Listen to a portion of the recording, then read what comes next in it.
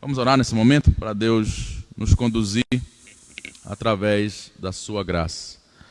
Ó Senhor, muito obrigado pela tua imensa bondade, pelo teu imenso amor. Obrigado por esse dia e obrigado pelo teu cuidado, Senhor, em nossas vidas. Somos muito gratos, Deus, a ti, pela tua bondade, pelo teu amor e pela tua misericórdia. Muito obrigado, Senhor. Que o Senhor venha abençoar esse momento, que o Senhor permita, Pai, que nós venhamos transmitir esse ensinamento, Pai, para todos que nos acompanham. Que o Senhor nos dê o privilégio da transmissão, Pai, desse ensinamento, dessa lição a todos que estão agora nos acompanhando, Pai. Faça isso para a glória do Senhor, Pai, e que esse ensino dessa noite seja transformador, venha impactar aquele que nos ouve, Pai, e assim produza frutos para a honra e glória do Teu nome, Pai. Nos conduza, Senhor, nesse momento, é o que te peço no nome de Jesus. Amém. Tá bom, meus irmãos? Desde já dar uma boa noite aí para os irmãos que nos acompanham.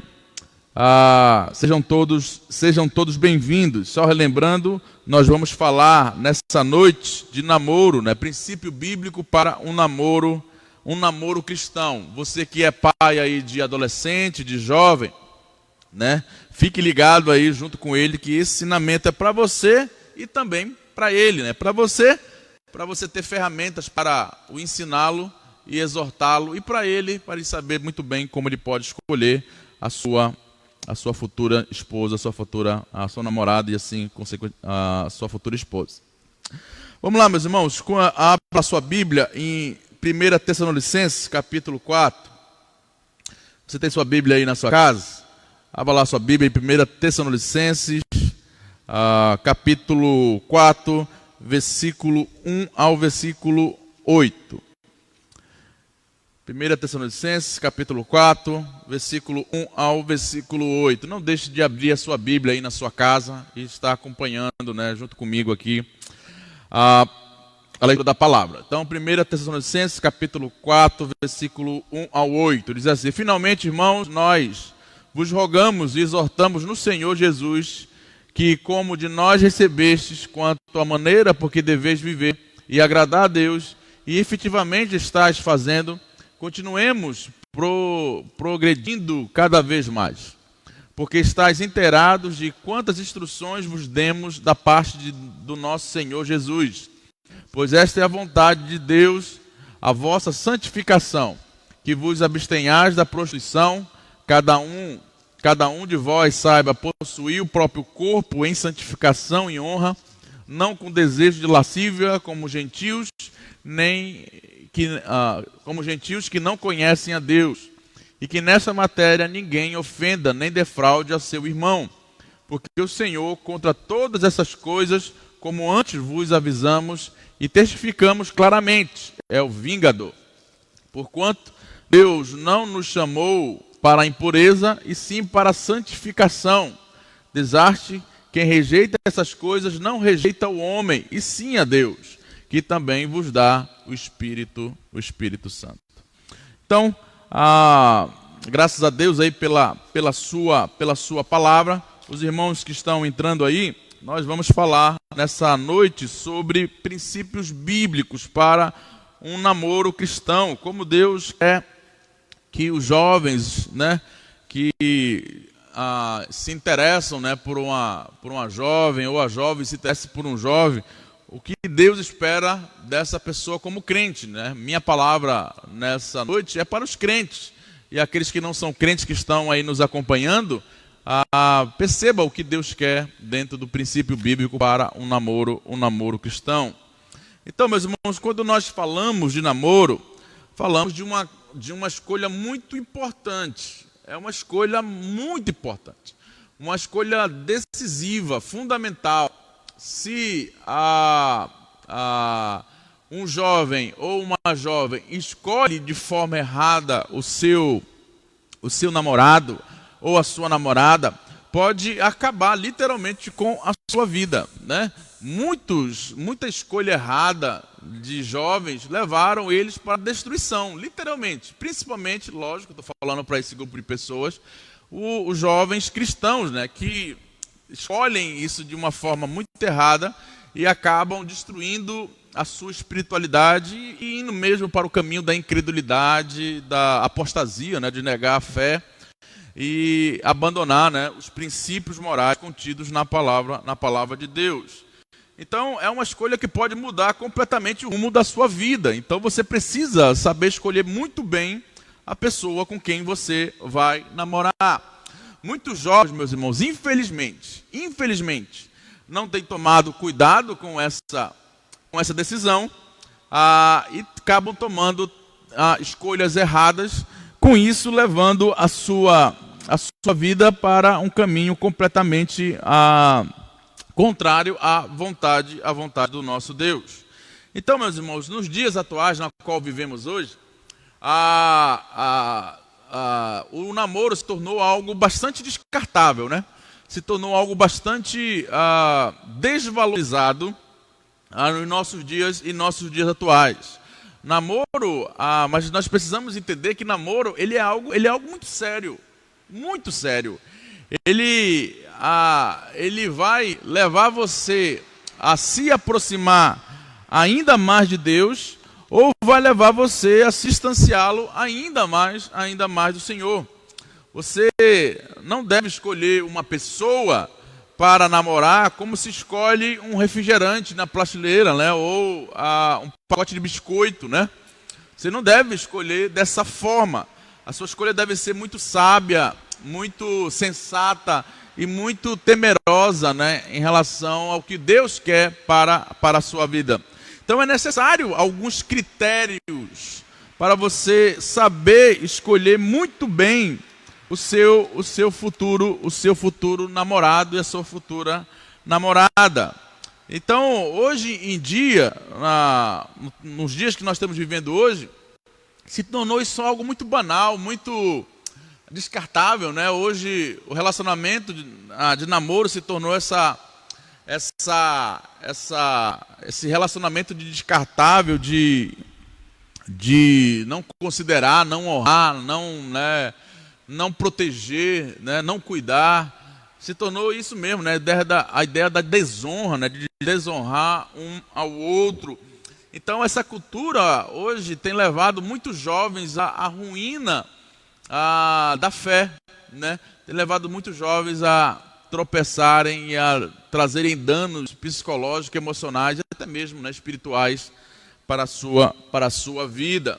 Tem um artigo aqui do David Merker, do seu livro chamado Namoro e Noivado que Deus Sempre Quis. Eu recomendo esse livro para você, jovem e adolescente, tá? Namoro e Noivado que Deus sempre quis.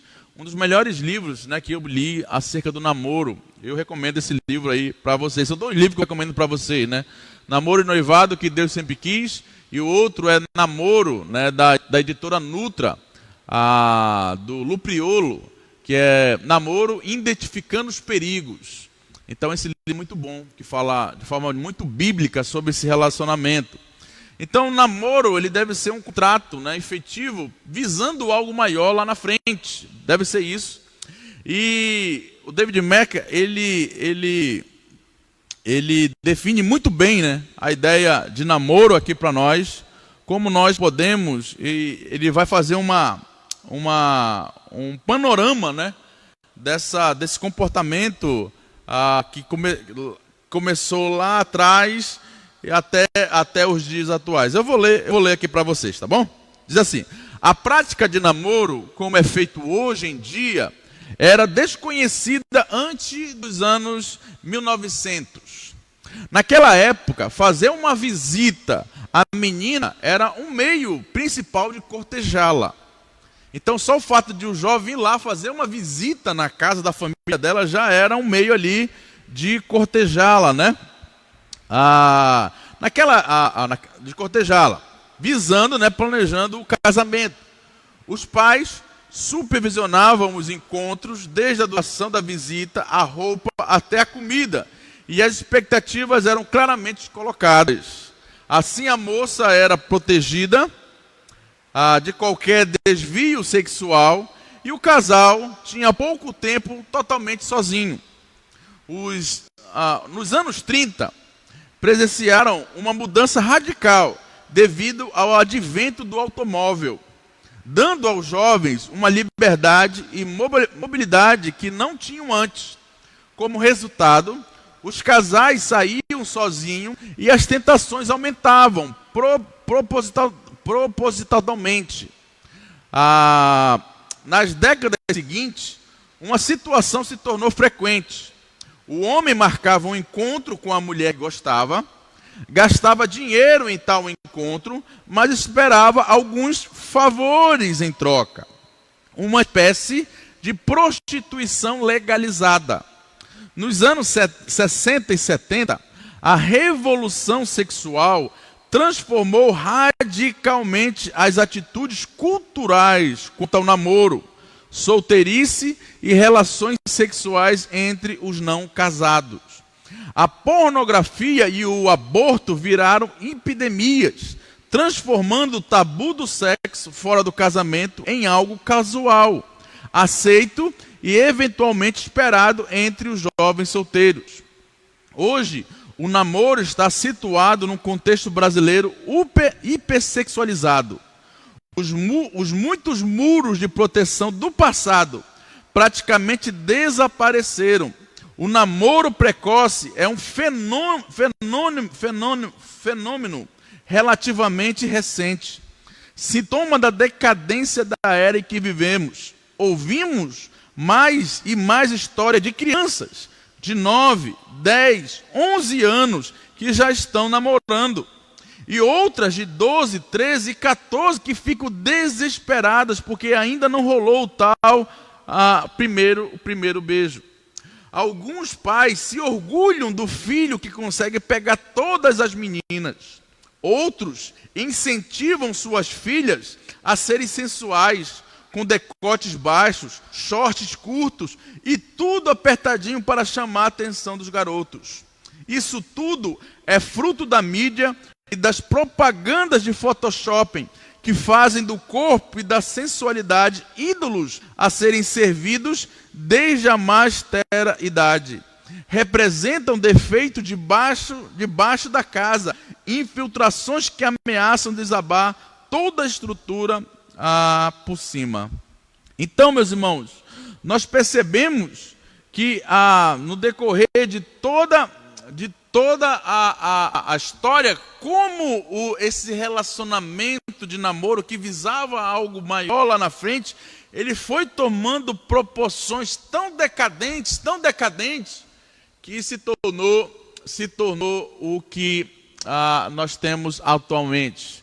Há alguns anos atrás, mais ou menos uns 5 anos atrás, saiu uma música, né, que se tornou um grande hit nacional. Eu vou citar aqui parte da música, né? Me perdoe se eu escandalizar alguns dos irmãos, mas essa música se tornou um hit e creio que até alguns irmãos também ouviram.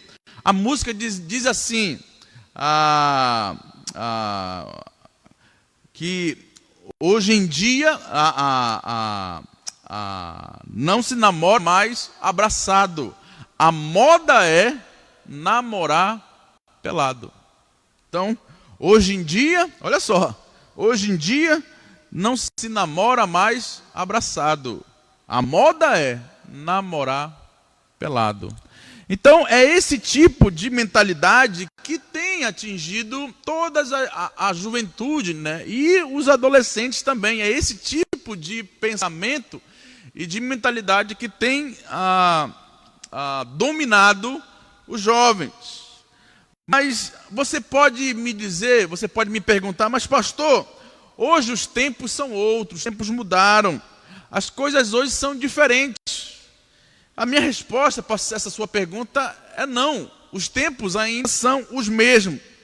Se você pegar a porção que lemos aí de 1 Tessalonicenses capítulo 4, o apóstolo Paulo ele está falando diante de uma sociedade completamente decadente.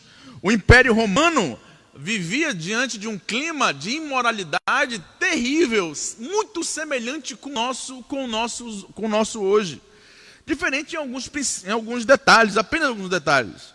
A imoralidade, meus irmãos, era algo incomum no meio dos romanos, né? E também dos gregos.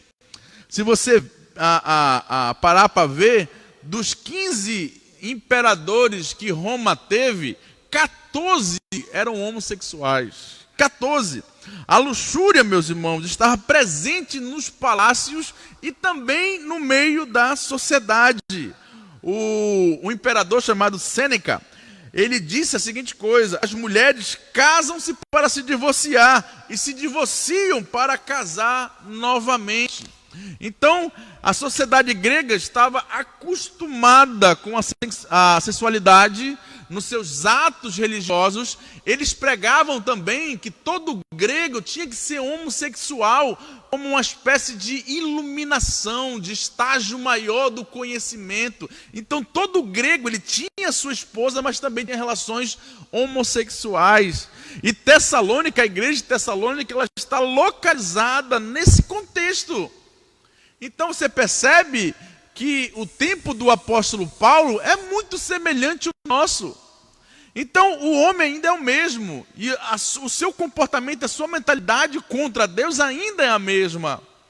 Então nós estamos vivendo num período muito semelhante ao período do apóstolo Paulo, e aquilo que ele escreve aqui em Tessalônica, capítulo 4, 1 Tessalonicenses capítulo 4, é algo tão atual, como se ele estivesse escrevendo para nós hoje.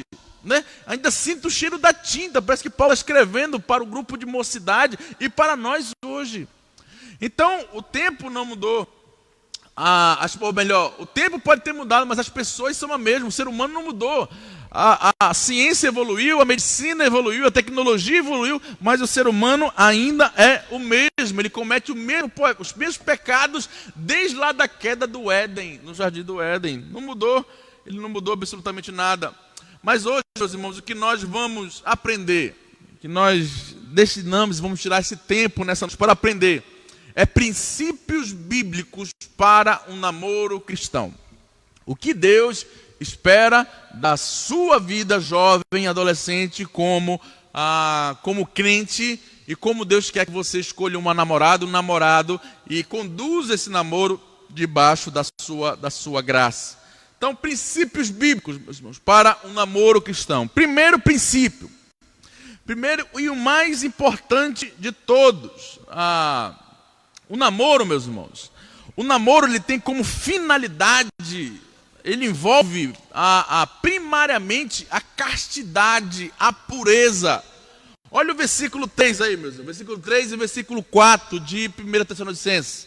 Pois esta é a vontade de Deus, a vossa santificação, que vos abstenhais da prostituição, que cada um de vós saiba possuir o próprio corpo em santidade e honra.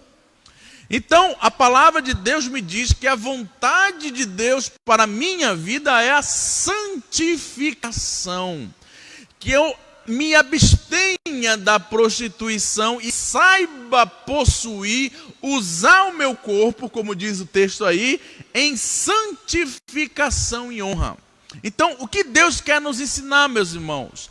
Que quando o jovem começar a namorar com uma jovem, ou uma moça, né? Uma jovem, começar a namorar com um jovem, eles têm que entender que esse namoro envolve a castidade e a pureza sexual. Eles não podem ter relacionamento sexual no namoro. Eles não podem. Por quê? Porque o texto diz aí que eles vão estar se entregando à prostituição. A Bíblia diz que a vontade de Deus é que eu me abstenha da prostituição. E aqueles que têm relacionamento sexual antes do casamento, eles estão se entregando à prostituição. No versículo 4 do texto diz que essas pessoas não estão mantendo o seu corpo em santificação e honra. Então perceba, meus irmãos, que o meu corpo, quando o apóstolo Paulo vai falar isso lá em 1 Coríntios, quando ele diz que o meu corpo é templo do Espírito Santo, ele quer que eu conduza esse meu corpo em santificação e honra. Eu mantenha esse corpo puro. Então, o namoro cristão, primeiro princípio do namoro cristão, envolve castidade, envolve pureza sexual. Você não tem, jovem, adolescente, você não tem a aprovação de Deus se você está tendo relacionamento sexual com a sua namorada. Você não tem. E Deus está irado com isso. Deus está irado, Deus vai pesar a mão sobre a sua vida. Se você está fazendo isso, se arrependa e abandone isso. Porque você não tem defesas, argumentos bíblicos para defender ou para viver dessa forma. Você não tem. Porque a vontade de Deus para a sua vida é a santificação. Que você saiba possuir o seu corpo em santificação e honra. Tá bom? Então, o primeiro princípio envolve castidade, né? Envolve pureza sexual. Como você pode manter a pureza sexual no período de namoro? Como você pode fazer isso? Tem duas lições para você. Primeiro, guarde o seu coração. Muito cuidado com os desejos do seu coração. Muito cuidado com aquilo que o seu coração quer. Desconfie do seu coração. O texto de Jeremias, capítulo 17, versículo 9, diz assim: enganoso é o coração, mais do que todas as coisas, e desesperadamente corrupto, quem o conhecerá? Então, o meu coração, ele é o quê? Segundo Jeremias, aí o texto de Jeremias, meu coração, ele é enganoso, corrupto. Se ele é enganoso e se ele é corrupto, o que ele vai querer me levar a fazer? Vai querer me levar a fazer aquilo que é corrupto e enganoso. Ele vai tentar me enganar. E uma das formas de ele me enganar é exatamente querer convencer o jovem ou o adolescente a pensar: não, eu posso ter sim relação sexual com a minha namorada aqui antes do casamento, porque o meu coração está pedindo isso, e eu devo seguir o meu coração. Se tem um conselho mais diabólico, meus irmãos, que nós podemos dar a uma pessoa, é esse: dizer, siga o teu coração, siga o que o teu coração faz. Esse é o desejo, esse é o conselho mais diabólico que eu posso dar a uma pessoa. Por quê? Porque o meu coração, ele é corrupto e o meu coração, ele é enganoso. Então, como eu posso aconselhar uma pessoa a seguir aquilo que é enganoso e corrupto? Como eu posso? Então, esse conselho é diabólico. O melhor conselho que eu posso dar é: vá para as escrituras sagradas, ore a Deus para que Deus mostre a vontade dele para a sua vida. E com certeza não é que você tenha relacionamento sexual com a sua namorada. Cuide do seu coração. E segundo aspecto, como você pode envolver-se ter um namoro cristão dentro desse parâmetro de pureza sexual, é você namorar no Senhor, né? O que é namorar no Senhor? A pessoa com quem você for namorar, ela precisa ser evangélica, precisa ser crente em Cristo Jesus, né? Porque se você não namora com uma pessoa que não é crente, logo ela não vai seguir a Bíblia. Se ela não segue a Bíblia, ela não está nem aí o que Deus quer, qual é a vontade de Deus, porque a vontade de Deus está aqui, na sua palavra. Então, se você namora uma pessoa que não é crente, é porque você não tem boas intenções. Você não tem boas intenções. Se um crente quer namorar com uma pessoa incrédula, é porque ele não tem uma boa intenção. Ele quer outras coisas que uma menina ou que um menino crente não vai dar a ele enquanto eles não se casarem. Esse é o grande problema dos jovens querendo namorar com meninas e meninos incrédulos, porque eles querem algo além que possivelmente eles não vão encontrar com um menino ou a menina crente. Então, meus irmãos, namoro é no Senhor para que você tenha castidade e pureza sexual. Esse é o primeiro princípio. Então, o primeiro princípio para o namoro cristão bíblico é que o namoro cristão envolve castidade, envolve pureza sexual. O segundo princípio é que o namoro ele envolve maturidade. Olha o versículo 2 aí do texto, versículo 2 e versículo 6 de 1 Tessalonicenses. Porque estáis inteirados de quantas instruções vos demos da parte do Senhor Jesus. Olha o versículo 6. e de que nesta matéria ninguém ofenda nem defraude a seu irmão, porque o Senhor contra todas essas coisas, como antes vos avisamos e testificamos claramente, é o vingador. Então, namoro, ele envolve maturidade. Uma pessoa que sabe, que está inteirada das instruções, do manual da palavra, da vontade de Deus. E que nessas instruções ele não se defraude e nem defraude a outra pessoa. Então, se fala muito, nós vamos responder as perguntas dos jovens mais lá na frente, se fala muito qual é a idade que o jovem pode namorar. Qual a idade? É 13, é 14, é 15? Qual é a idade? Eu diria, olha, não é questão da idade, é questão da maturidade. Principalmente, e eu não falo maturidade de ter uma boa cabeça em relação à sabedoria humana. Eu falo de ter uma boa cabeça em relação aos princípios da palavra. Aquilo que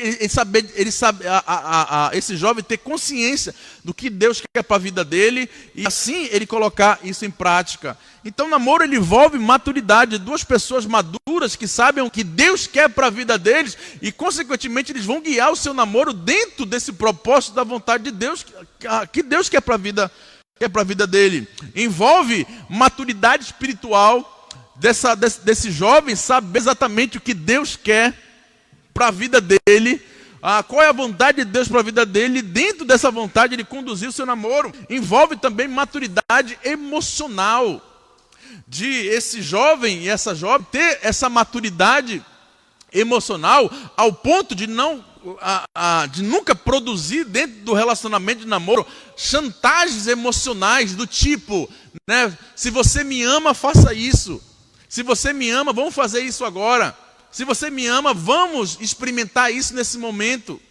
Então, o jovem ou a jovem precisa ter uma maturidade emocional bíblica para que eles nunca façam chantagens emocionais dentro do relacionamento do namoro. Então, o segundo princípio o segundo princípio bíblico para o namoro cristão é que o namoro cristão envolve maturidade. Tanto o rapaz quanto a moça precisam ser maduros biblicamente o suficiente para nunca fazerem chantagens emocionais um com o outro e nunca colocar o outro numa situação de tentação ao ponto que o outro venha cair por culpa dele. Então precisa ter essa maturidade. Terceiro princípio, meus irmãos, é que o namoro cristão envolve um período curto. O namoro do cristão não envolve um período curto. Diz o texto aí, versículo 6 de 1 Tessalonicenses capítulo 4. E que nessa matéria ninguém vos ofenda nem defraude seu irmão, porque o Senhor contra todas essas coisas, como antes vos avisamos e testificamos claramente, é o vingador. Então, o namoro cristão, ele envolve um período curto. Se você não tem o pensamento de namorar curto com a pessoa, pensando já em algo maior lá na frente, então nem adie o namoro. Não namore. A gente vê hoje em dia, jovens namorando por 5, 7, 10, 12, 15 anos namorando. Aí eu faço a pergunta para você, meus irmãos. Essa pessoa que está namorando por 15 anos, ele vai... Vou diminuir, Eu não vou ser tão exagerado assim, Mas tem pessoas que namoram por 15 anos. Mas uma pessoa que namora por 5 anos, ele vai conseguir manter a pureza sexual nesse namoro? Me responda isso, meus irmãos. Porque intimidade, meus irmãos, ele é via de mão única. No primeiro mês, ou no primeiro 6 meses, você consegue só segurar a mão, Está ali só segurando a mão está aqui no ombro aqui, você consegue. Mas, meus irmãos, a gente não pode negar que nós temos instintos sexuais muito fortes. Eu costumo dizer aqui para os jovens aqui da nossa igreja que o menino, o jovem, ele é o fio negativo e a menina é o fio positivo. O que acontece quando você encosta o negativo com o positivo? Não dá aquela explosão? É a mesma coisa no namoro. Os jovens não podem negar o instinto que Deus colocou. Deus colocou esse desejo no nosso coração, mas para usufruir no momento certo, no casamento. É lá que deve ser usufruído esse desejo, esse fogo, né? É lá que deve ser usufruído. Então, aí eu pergunto a você, o jovem, ele consegue manter puro um namoro de 5 anos? É lógico que não consegue.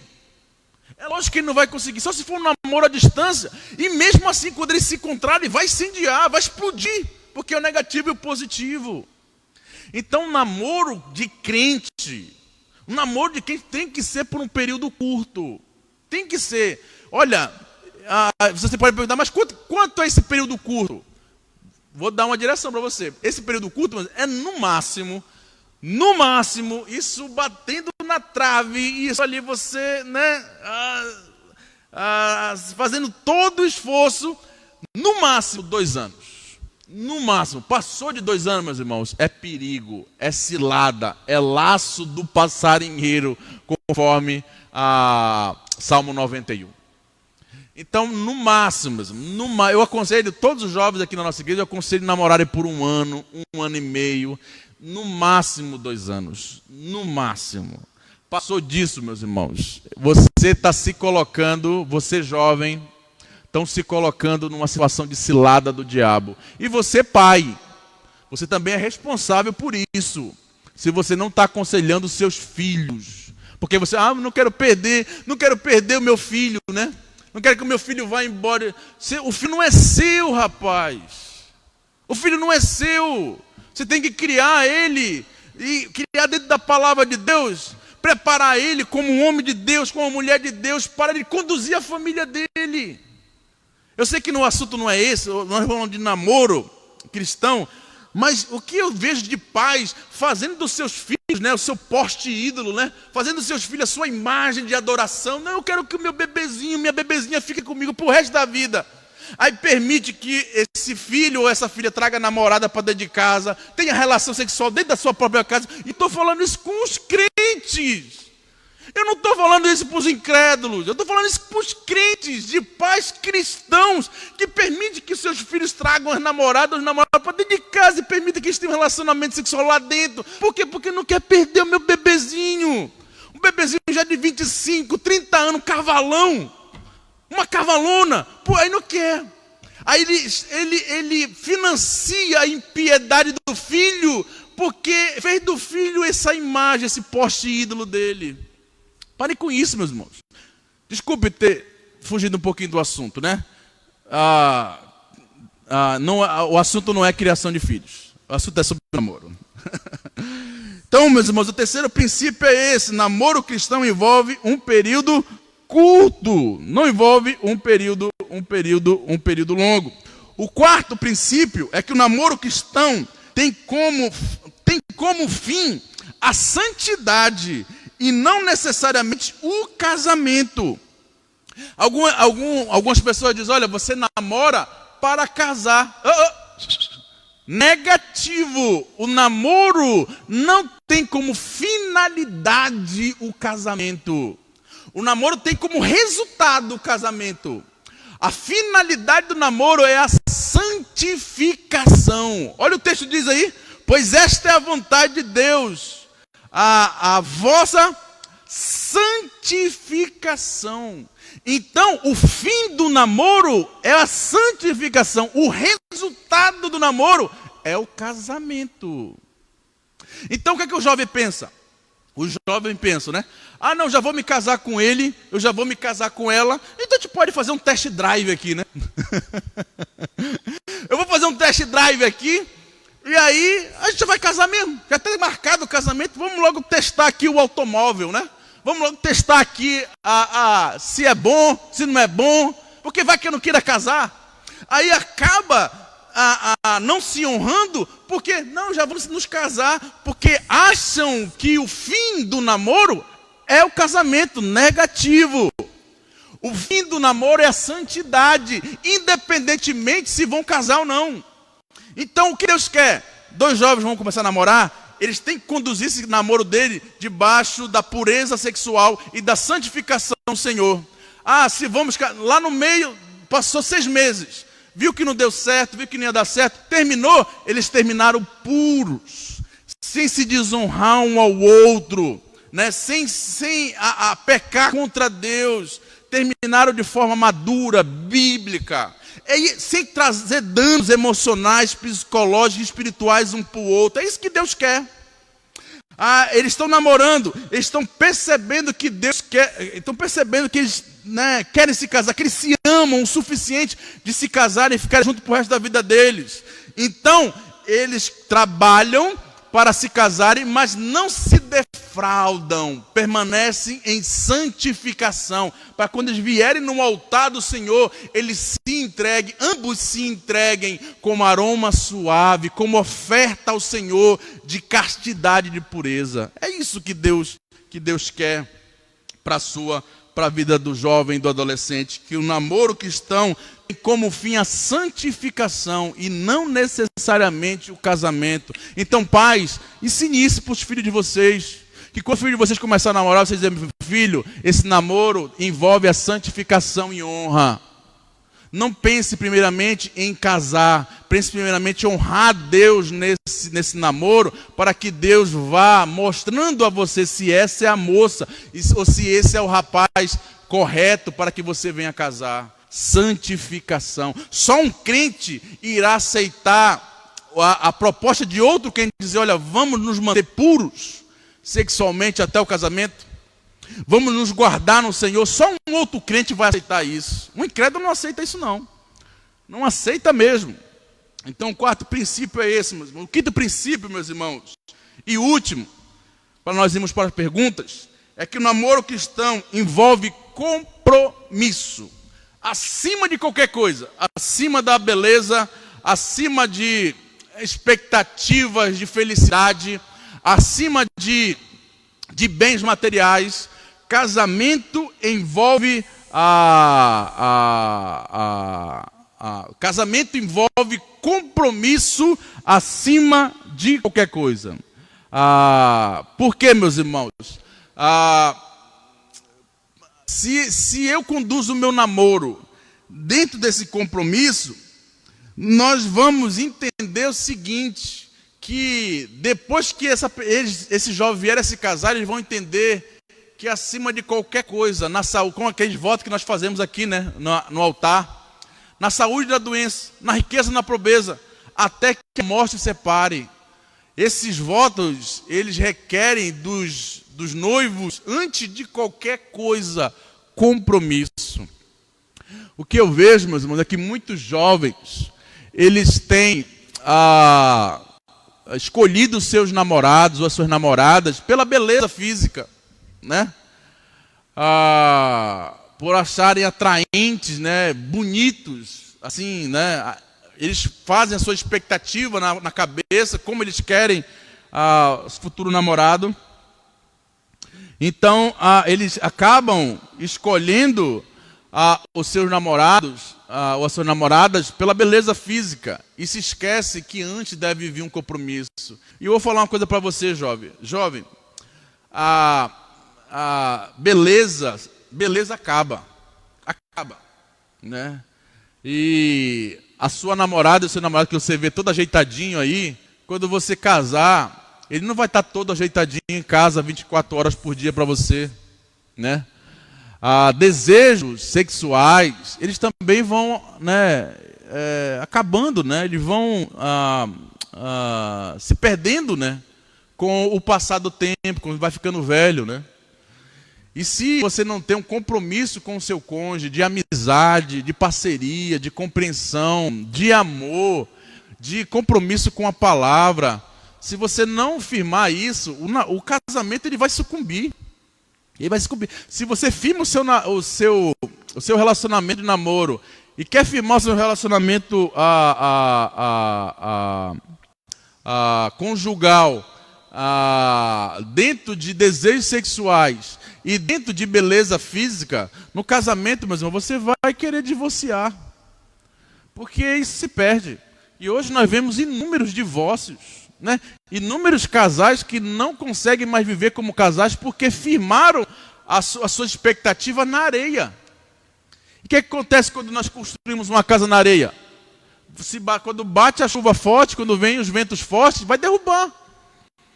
Então, quando eu entendo que o compromisso vem acima de qualquer coisa, entender que, mesmo se aconteça uma tragédia, eu vou cuidar, eu vou estar com o meu cônjuge, porque o compromisso acima de qualquer coisa. Então, meus irmãos, esses são os princípios bíblicos para o namoro cristão. Primeiro, namoro cristão envolve castidade. Segundo, namoro cristão envolve maturidade. Terceiro, namoro cristão envolve um período curto. Quarto, namoro cristão tem como finalidade a santidade e não necessariamente o casamento. E quinto, o namoro cristão envolve compromissos. Então, pais, jovens, adolescentes, conduza os filhos de vocês nessa expectativa e nessa direção, para que eles sejam bíblicos e para que Deus os abençoe. Amém, meus irmãos? Nós vamos orar encerrando esse estudo, depois nós vamos passar aqui para perguntas e respostas, tá? Vamos orar? Senhor, obrigado pela Tua palavra, Senhor, aos nossos corações. Obrigado por esse momento de ensinamento, de lição. Que o Senhor venha abençoar todos aqueles que nos ouvem, principalmente os jovens e os adolescentes, Pai, que estão nos acompanhando, e que eles percebam que a Tua palavra tem que se fazer valer e tem que falar mais alto dentro dos seus corações e, consequentemente, nas suas decisões, Pai. Ajude cada um deles nas suas lutas, nas suas tentações, e que eles sejam vitoriosos em cada uma delas, entregando tudo ao Senhor e fazendo com que o Senhor seja glorificado na vida deles, Pai. Muito obrigado, te louvamos nesse momento, em nome de Jesus. Amém. Meus irmãos, nós vamos passar agora por um período de perguntas e respostas que os jovens, eu abri para eles hoje à tarde para eles fazerem perguntas, e nós vamos tentar responder a algumas perguntas aqui. Não sei se vai dar para responder todas. Eu não sei se os irmãos estão já estão entediados, se os irmãos querem que eu continue. Tá? Só agradecer os irmãos aí que estão nos acompanhando, Jário Pinheiro, que Deus abençoe, meu irmão, Abimael, Leandro Assunção Dias, pede oração aí pela sua família. Nós vamos estar orando, tá, meu irmão, pela sua família, tá? Que Deus possa estar concedendo aí aquilo que vocês querem. Márcio Ramos, meu pai aí, Edivaldo Santos, está nos acompanhando. Rodrigo Borges, do Núcleo, olha, a DLJ de Macapá, Núcleo 4. Ô, meu irmão, Deus abençoe. Que bom, está aí nos acompanhando. A Ellen Nascimento, boa noite, igreja, boa noite. Lá de Breves, né, Ellen Nascimento. Que Deus abençoe, Ellen. Obrigado por estar aí nos acompanhando. Olha o Marcos Coutinho, o grande Marcos. Deus abençoe, meu irmão, os irmãos aí de Breves. Neto Nogueira, Josiel, minha tia Antônia, pastor Gabriel, lá em São Félix, Xingu. A minha mãe também está me assistindo, dona Terezinha, que Deus abençoe. Marnete, Deus abençoe. João Batista, pastor Rosivan, Deus abençoe. Meu irmão Sarlon, né? Deus venha abençoar a sua vida. Joana Dark, Joana Tenório. Olha, meu amigo Antônio Torcada, Deus abençoe, meu irmão.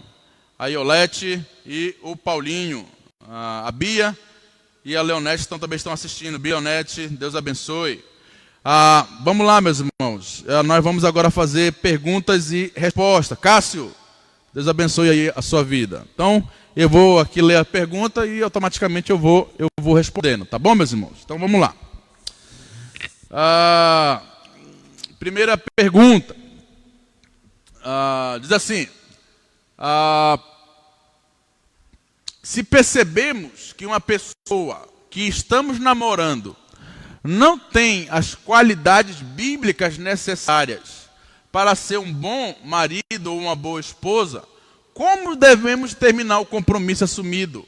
Pode ser terminado até mesmo no noivado?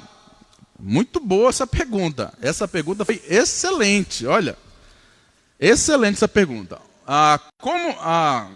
Então, quando nós percebemos, né, que a pessoa na qual nós estamos namorando não tem as qualidades bíblicas necessárias para ser um bom esposo ou uma boa esposa. Então, se você percebeu isso, que essa pessoa não tem qualidades, né, para ser um bom marido, uma boa esposa, qualidades de, né, ele é obediente aos pais, como é que ele trata os pais deles?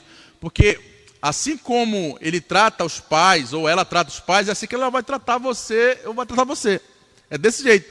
Então ela é obediente aos pais, né? Ela teme ao Senhor, né? Ela gosta de estar na igreja, ela gosta de se envolver na obra do Senhor. Então, se você perceber que não, então caia fora, né? Caia fora. Termine e diga que não dá, né? Que é melhor do que você se casar com essa pessoa e ter danos ainda maiores, né?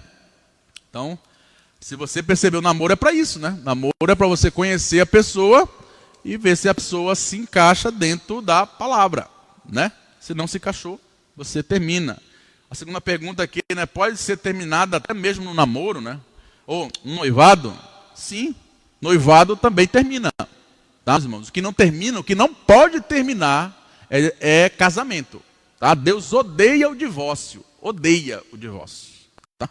O divórcio não é da vontade de Deus. Nunca foi. A sentença de Cristo é: o que Deus uniu, não separe um homem.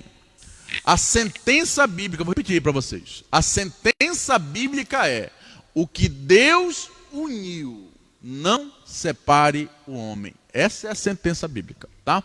Então, o período de namoro, o período de noivado, embora o período de noivado já seja uma expectativa, né, caminhando para o casamento, mas também, se vocês perceberem, né, que não estão se encaixando, dos dois não está se encaixando bem nos parâmetros da Bíblia, é melhor que termine. Termine de forma adulta, madura, sem trazer danos emocionais e bíblicos um para o outro. Então, pode sim terminar. A segunda pergunta, mandar um alô para o Cássio Ramos. Um alô, Cássio Ramos, que Deus abençoe a sua vida. O Cássio tem nos ajudado bastante aqui na live. Que Deus abençoe, tá, Cássio? A segunda pergunta, como deve ser, muito boa essa pergunta também. Como deve ser a educação sexual dentro do lar cristão? Essa foi boa, parabéns ao jovem aí que fez essa pergunta. Como deve ser a educação sexual dentro do lar cristão? Como eu devo educar o meu filho, minha filha, dentro de uma sexualidade bíblica? Olha, acredito que os filhos homens, eles devem ser instruídos pelos seus pais, né? O pai, né? Ele deve instruir o seu filho homem dentro de uma sexualidade bíblica, né? Principalmente para ensinar o seu filho a ser homem, né? O que eu estou percebendo é que muitos pais estão deixando os seus filhos homens aos cuidados da sua esposa ou da babá, né? Ou da irmã, né? Das amigas da irmã.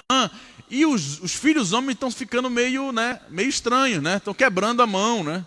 Estão falando fino, estão andando meio estranho.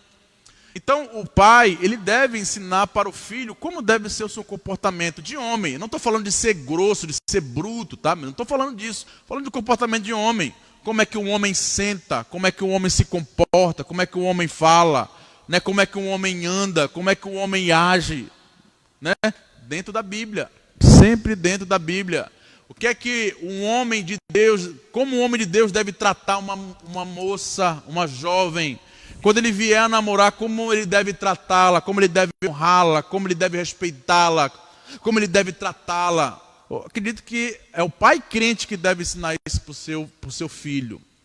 Enquanto as moças, a mãe deve falar sobre isso, né? Como deve ser, quais devem ser as expectativas dela, como ela deve tratar, como ela deve honrar a Deus, cuidando e se guardando para o seu futuro marido, para o seu futuro casamento.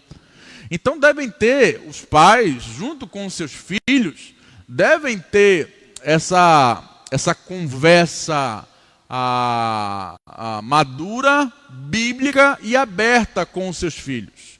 A minha filha de 7 anos, a minha esposa, ela tem falado já de algumas coisas, né, com a nossa filha, em relação a o os cuidados que ela deve ter, né? Principalmente protegendo ela de abusos sexuais, né? Dizendo à minha filha, não permita que um homem leve você no banheiro, na escola, né? Não permita que um outro homem toque nas suas partes. Entendeu? Então minha esposa já vai falando com ela como ela deve honrar a Deus no cuidado com seu corpo. Então o pai com o filho homem fala isso com seu filho, biblicamente, e a mãe com a sua filha. Não deve se isentar.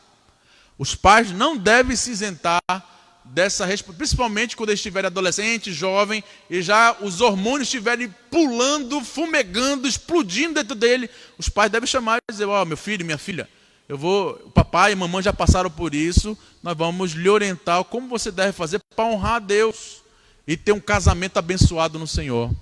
Então, acredito que os pais devem jogarem aberto com seus filhos, dentro da maturidade, dentro de um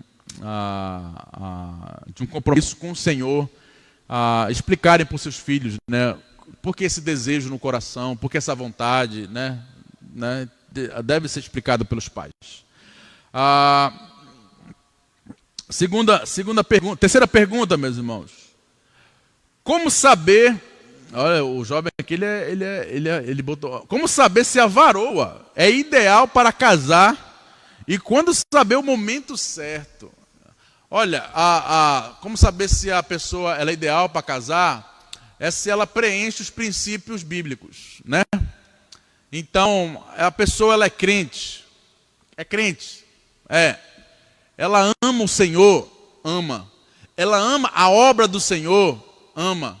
Né? Ela é uma boa filha, ela obedece os pais dela, obedece, né? Ela honra os pais dela, obedecendo, né? Se o pai dela dizer, olha, chegue às 10, ela chega às 5 para as 10 em casa. Então essa é uma boa esposa. Essa é uma excelente. Mas pastor, ela não tem que saber cozinhar. Olha, não necessariamente. Ela pode aprender em casa, pode aprender depois de casada, quando vocês dois estiverem casados, né? Mas não necessariamente ela precisa, né, ser uma boa dona de casa. O que ela precisa ser é crente. Se ela é crente, ela vai desejar ser uma boa dona de casa. Ela vai desejar ser uma boa cozinheira, ela vai desejar ser uma boa mãe, ela vai desejar ser uma boa esposa, ela vai desejar ser uma boa dona de casa, ela vai desejar ser uma boa profissional, né, trabalhando fora de casa. Então ela vai desejar. Então, eu acredito que você deve fazer esses princípios, né, que... Olha, eu nem falei de beleza física, né? Porque, para mim, beleza física ela não é fundamental, né? Então, é crente? Ela ama o Senhor? Ama. Ela ama a obra do Senhor? Ama. Ela ama os pais dela? Ama. Ela trata com honra os pais dela? Trata. Então, pensa numa esposa que vai te amar, te honrar e ser parceira sua. Independentemente de se beleza física ou não. Quarta pergunta. Quais são as características de uma moça realmente cristã? Como saber se... Acho que eu respondi essa pergunta. Como saber se é a pessoa certa? Acho que eu respondi, né? Quais são as características de uma moça realmente cristã? É isso que eu falei, né? Ela é crente, ela ama Deus, ela ama a obra de Deus, que tem que amar a obra de Deus, né? Ela é uma boa filha, né? Ela é obediente aos pais. Então... Consequentemente, essa moça ela preenche aí as características contidas aí na Bíblia, né? Amando a Deus. Essa quinta aqui, eu acho que é a mais comum entre os jovens, né? Deus separou uma pessoa específica para cada um de nós. Deus separou uma varoa, né, específica para cada um de nós. A resposta é não. Deus não separou uma pessoa específica para você. Não separou. Deus separou princípios específicos para você, né? Para você escolher uma namorada e futuramente uma futura esposa, um futuro marido, Deus separou princípios, né? Porque algumas pessoas podem dizer, mas vai que eu me caso errado, né? Vai que eu não me caso com a pessoa que Deus separou para mim, né? Então é um engano isso, né? Então a pessoa pensa, né? que Deus separou uma pessoa específica para ela, e isso não é verdade. Porque olha só mesmo, vai que eu me casei com a pessoa que Deus não separou para mim, né? Um exemplo, vai que eu me casei com a esposa errada. Não era a Emanuele que eu deveria me casar. Eu deveria me casar com outra menina. Então, logo, a Emanuele também casou errado. Porque ela não deveria casar comigo. Ela deveria casar com outra pessoa. E, consequentemente, a menina com quem eu deveria me casar também vai casar errado. Porque ela deveria casar comigo. E ela vai casar com outra pessoa. A pessoa com quem ela casou também vai casar errado. Olha a confusão, meus irmãos. Então Deus não separou uma pessoa específica, Deus separou princípios específicos. Aqui eu vou quebrar completamente a mentalidade que algumas pessoas têm, alguns jovens, adolescentes têm, quando dizem, se eu não namorar e me casar com a pessoa, eu não vou ser feliz, tem que ser com ela. Meus irmãos, isso é mentira. Isso aí não existe. Não existe isso, tá? Então Deus separou princípios específicos. Uma pessoa crente, que ame o Senhor, que ame a sua obra e que honre os seus pais. Esses são os princípios que Deus separou, e dentro desses princípios eu escolho a jovem com quem eu quero me casar. Eu tenho um exemplo. Jovem, você tem 5 meninas que preenchem esse princípio. Então, dentro dessas 5, você escolhe uma, né, para ser a sua namorada e, consequentemente, futuramente, a sua esposa, né? E você não estará se casando errado. Tá bom? Eu vou responder não existe alma gêmea. Tá? O Cauê está perguntando aí, existe alma gêmea? Não, não existe alma gêmea. Isso aí é uma mitologia humana furada que foi criado nos dias atuais. Meus irmãos, tem muitas perguntas aqui, tá? Mas eu vou responder só a última. Que nós já passamos aí de 1h10 de live, né? E aí eu estou demorando bastante, tá? Vamos aqui a outra pergunta, a última pergunta, tá? Essa aqui é muito boa também. Todas as perguntas que foram feitas são muito boa mesmo. Mas eu vou terminar com essa. A pergunta foi feita. O Senhor acha, né, esse eu acho, que tem algum nível em que o beijo não é algo sexual, mas só uma demonstração de carinho? Boa pergunta, excelente pergunta. O que eu acho do beijo num período de namoro? Eu acho extremamente perigoso. Extremamente perigoso. Há algum momento que o beijo seja... algum momento que o jovem, né, ambos vão se beijar e não vão se desejar sexualmente, olha, eu acho isso, não vou dizer impossível, né? Mas eu acho isso muito difícil. Muito difícil.